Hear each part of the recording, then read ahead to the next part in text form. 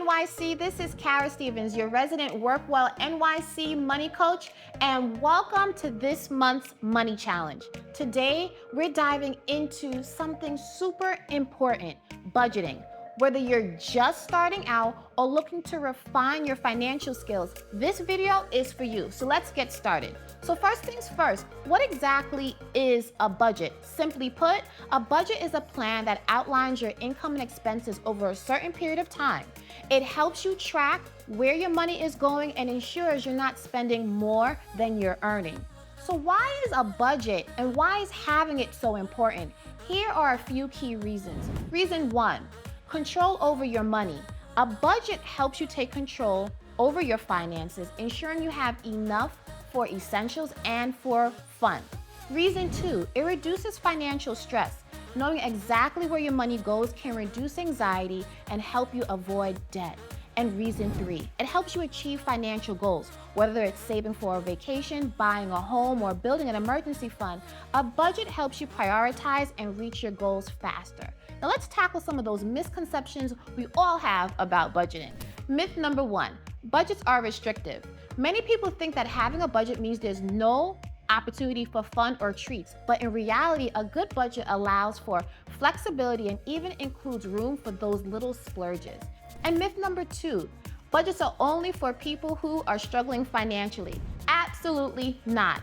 Everyone can benefit from a budget, whether you're a student, a professional, or even a millionaire. It's about making smart financial choices at every stage of life. And myth number 3, budgeting is too time-consuming. While it does take some effort initially, once you set up your budget, maintaining it becomes much easier and it can save you a lot of time and money in the long run. Now, when it comes to budgeting, however, there are no one-size-fits-all approaches. Different methods can cater to different lifestyles and preferences. So let's talk about those. Here are 3 popular budgeting methods. There's the proportional budgeting method, the zero-based budgeting method, and the values-based budgeting method. So let's talk about proportional budgeting first. This is where you divide your income into different categories such as needs, wants, and savings. This method is flexible and allows you to allocate your income in a way that makes the most sense for you. 2 popular proportional budgeting methods are the 50-20-30 rule and the 80-20. With 50-20-30 budgeting, you allocate 50% of your income to needs, housing, food, childcare, transportation, 20% to savings and debt repayment, and 30% to wants, travel, subscriptions, and dining out. With the 80-20 budgeting, you put 20% of your income into savings and spending the remaining 80% however you choose. This method is great if you prefer not to track every expense meticulously. There's also zero-based budgeting. Zero-based budgeting assigns a specific purpose to every dollar you earn, ensuring your income minus expenses equals 0 at the end of the month. This method is highly organized and excellent for keeping track of your finances, especially if your income is consistent. However, it can be a bit more challenging if your income fluctuates. And finally, values-based budgeting. Values-based budgeting focuses on aligning your spending with your values. Start by listing the things you value the most in life. Then allocate your disposable income to reflect those priorities. For example, if travel is important to you, prioritize your budget to accommodate travel expenses and adjust the rest accordingly. With these different budgeting methods in mind, remember that how you manage your money is up to you. Customize any of these plans to meet your financial goals and fit your lifestyle. No matter which method you choose, be proud you are taking control of your finances today. Now that we've explored these various budgeting methods, let's get to the nitty-gritty of creating a foundation for your first or next budget in 5 simple steps. Step 1, gather your financial statements. Gather all of them. This includes bank statements, credit card statements, and any bills or receipts you have. You'll want to cover at least 1 full month to get an accurate picture. Don't forget about digital statements and online banking tools. Most banks and credit card companies allow you to download your statements as PDFs. Step 2, categorize your expenses. Common categories include housing, rent, or mortgage payments, utilities, electricity, water, gas, internet, groceries, food and household supplies, transportation, gas, public transit, car maintenance, insurance, health, car, home insurances are included in this category. For entertainment, movies, dining out, and your hobbies. And a miscellaneous category, everything else like gifts or unexpected expenses.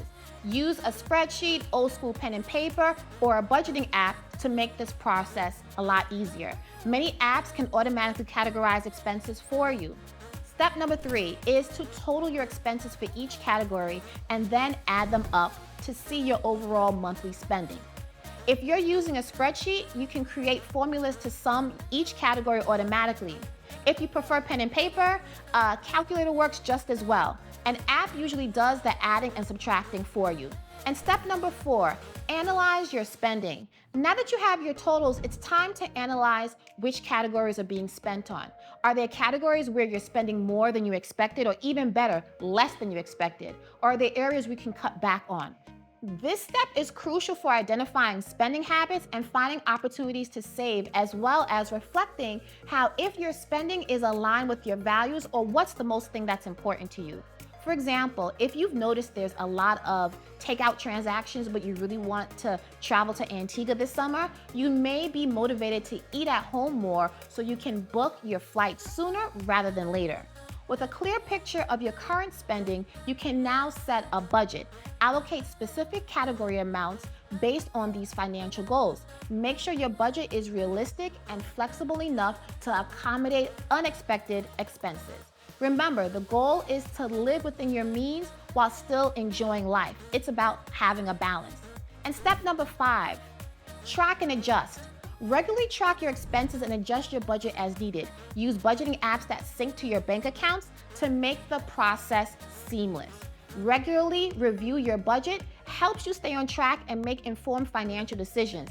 It's an ongoing process, but it becomes second nature over time. In fact, make it a money date. Set a date and time every month to check in on your finances, celebrate your progress, and pivot for unexpected expenses. It's important to note that we just went through what experts will call traditional budgeting, which involves tracking and recording your previous year's income and expenses, current expenses, and setting savings goals based on your future disposable income.